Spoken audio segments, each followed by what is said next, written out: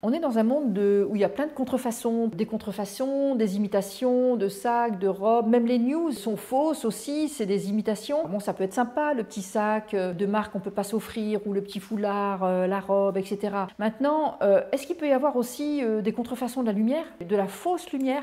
En réalité, j'ai bien peur que oui.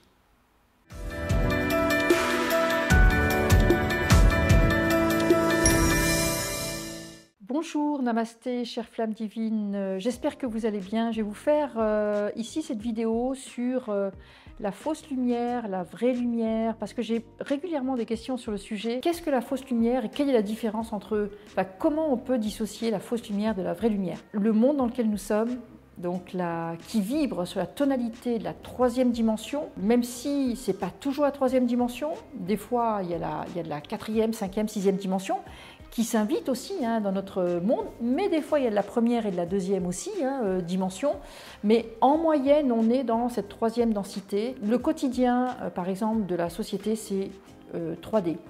Alors dans ce monde de troisième dimension, dans cette société, les personnes de plus en plus éveillées cherchent à s'élever, d'accord? Elles cherchent à s'élever. S'élever, ça veut dire quoi? Élever son niveau de lumière, élever son niveau d'amour, élever son niveau de fréquence, élever son niveau de vibration. Si on élève tout ça, ça nous permet d'avoir accès. Moi, la vie, je la vois comme un building. Donc, on est au troisième étage, mais on sait qu'on est dans un building qui est quasiment, qui dépasse les nuages là-haut. Il y a plusieurs centaines d'étages. Donc, à un moment, naturellement, à force de se réincarner ici, on se dit mais il y a peut-être autre chose ailleurs, d'accord? Et donc dans cette logique, on cherche à s'élever. La Terre nous pousse de toute façon à nous élever également, puisque elle-même s'élève. Et dans cette logique de, comment je peux dire ça, de dualité, la troisième dimension, c'est une belle expérience de dualité. Le blanc, le noir, le yin, le yang, le oui, le non, le vrai, le faux, etc. On est venu faire cette expérience. Du coup, la lumière, la vraie, la fausse.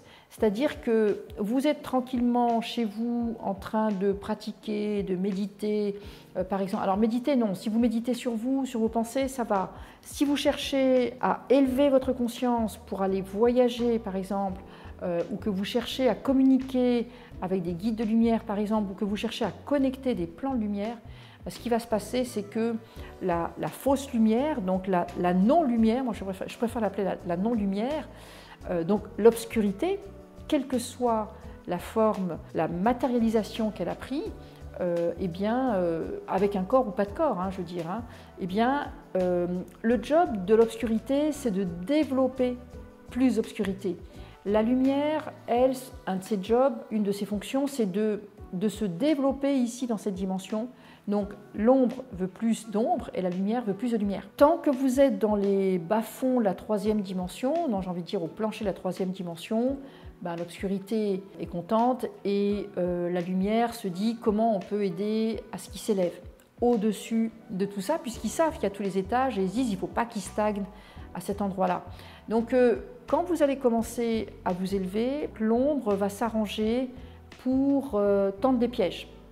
C'est-à-dire que aujourd'hui, nous sommes des millions sur la planète à vouloir plus de vraie lumière, plus d'amour authentique. D'accord? Quand je dis authentique, c'est qui vient vraiment des plans divins, d'en haut et d'en bas, du cœur de la Terre. Et donc, les personnes comme vous, comme moi, qui recherchent ça, l'obscurité n'a pas envie qu'on leur échappe d'une certaine façon, parce que tant qu'il y a du monde dans les bas-fonds de la troisième dimension, dans les planchers, voire les sous-sols de la troisième dimension, ça les nourrit. Ils se nourrissent de nos émotions, ils se nourrissent des émotions, des peurs, des pensées qui partent dans tous les sens. Ils se nourrissent de ce mal-être, ils se nourrissent de ces douleurs, ils se nourrissent de ces souffrances. Et ils prennent de l'importance comme ça, c'est leur raison d'être à eux, d'accord? Donc, quand vous avez compris ça et que vous voulez effectivement vous éveiller, vous avez compris que s'éveiller, c'est amener aussi plus de lumière authentique. Et du coup, l'idée, ça va être d'éviter de tomber dans les pièges, justement, de la non-lumière qui veut vous empêcher d'aller vers la vraie lumière. Mais quand je parle de vraie lumière, c'est, attention, je ne fais pas une fixation sur la lumière, c'est plus de sagesse, plus de connaissances, plus d'amour, plus de fréquences élevées, plus de conscience, plus de présence, plus de qualité divine finalement, d'accord? Et une meilleure connaissance et compréhension de qu'est-ce qu'on fait ici, quoi, comment, pourquoi, etc., etc. Et donc, quand on s'élève comme ça, il y a des pièges qui sont mis, il y a plein de formes de pièges. Hein. Par exemple, vous allez dire, ah, youpi, je veux communiquer avec mon ange, ou je veux, par exemple, je sais pas, vous allez dire, ah, j'ai eu une vision. Il est possible que la vision, elle ait été traficotée et qu'en fait, ce sont des projections qui ont été mises pour vous induire en erreur. Pour mieux, le but est de manipuler, bien sûr, hein, et de ramener tout ce petit monde vers le bas. Si vous, si vous voulez communiquer ou vous rapprocher, ou des fois il y a des personnes par exemple qui disent ah mais je communique avec un tel ou un tel, avec tel guide ou tel guide. Des fois, souvent, ce sont des pièges également, dans le sens où souvent ce sont des projections, des clones, comment on appelle ça, des figurants, moi j'appelle ça aussi des figurants. Ce sont vraiment des clones et la personne va dire « Ah, mais j'ai vu ceci ou cela ». Et en fait, encore une fois, ce n'est pas forcément de la lumière. Comment est-ce que vous pourriez reconnaître? C'est, par exemple, moi j'aime bien donner comme support le corps physique, parce que votre corps physique a une intelligence. Et donc, par exemple, même si vous admettons, vous fermez les yeux, vous êtes dans une pièce, vous fermez les yeux, et si vous êtes seul, vous allez sentir que vous êtes seul. S'il y a une personne qui est dans la pièce, même si elle fait zéro bruit, votre système va vous informer, vous allez être dérangé, il va se passer quelque chose. Et ça, ce sont des capteurs dans votre corps, plus tout le système intelligent de votre corps, qui va vous indiquer qu'il y a une tierce personne, peut-être deux, peut-être trois, mais au moins une. Par exemple, donc l'information va arriver jusqu'à vous. C'est pareil pour la vraie lumière, la fausse lumière.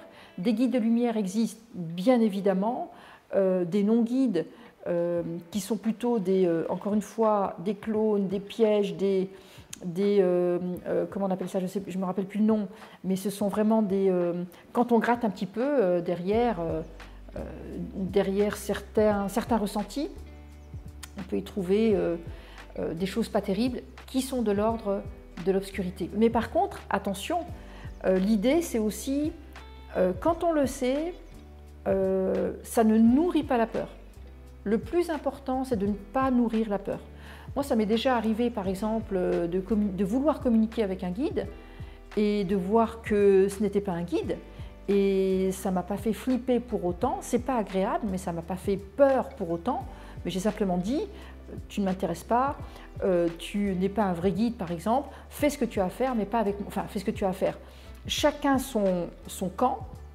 Tu ne sers pas la lumière, ça te regarde, mais moi, c'est la lumière que je veux suivre, amplifier, servir, etc., etc. En tout cas, attention aussi, je parle ici d'une réalité relative, d'accord? Je ne vais pas développer ici, j'en parlerai à un autre moment, mais je parle de la vie depuis la troisième dimension. Si je vous parlais de la lumière et de l'obscurité, que je me perchais, comme j'aime bien le faire, au niveau de ma super-conscience et que je commençais à vous parler de lumière et d'ombre, je vous dirais, il n'y a pas de problème, il n'y a ni ombre ni lumière, tout est que unité, nous sommes un, et il n'y a que de l'amour.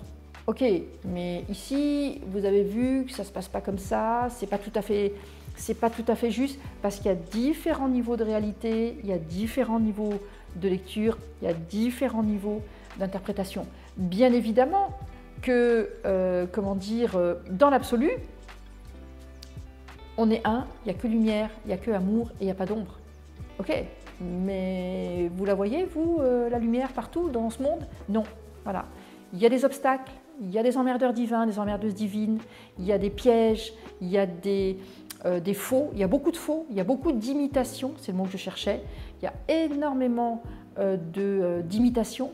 Il y en a déjà dans le monde matériel, alors imaginez dans le monde immatériel. Voilà. Donc tout ça entretient aussi le chaos. Ce que vous pouvez faire, encore une fois, venez vraiment au niveau de votre cœur, j'allais dire votre corps, votre cœur, apprenez à être à l'écoute de ce que votre allié, c'est votre corps, d'accord? Parce qu'il développe vraiment il a cette intelligence et même plusieurs formes d'intelligence, mais je voulais faire court ici. Mais en tout cas, votre corps déjà va vous permettre de faire la distinction entre est-ce que je me sens bien ou est-ce que j'ai un doute. Si vous avez un doute, vous coupez court, tout simplement. Et vous passez votre chemin, vous savez que c'est présent. L'ombre a de l'importance que de l'importance qu'on lui donne. Si vous constatez de l'ombre quelque part, vous dites bon écoute, moi, tu ne m'intéresses pas, c'est pas ce camp-là que je veux nourrir, servir, auquel je veux m'intéresser, etc. Et vous passez votre chemin. Donc voilà en gros ce que je peux vous dire ici. J'espère que ça vous a été utile. Je reviendrai sur le sujet. Si vous avez des questions, n'hésitez pas. Si vous avez apprécié, likez et abonnez-vous aussi à ma chaîne si vous voulez plus de contenu sur la spiritualité pratique, pratico-pratique, mais aussi parfois un peu plus perché et ancré ici sur cette terre. À tout bientôt, namasté.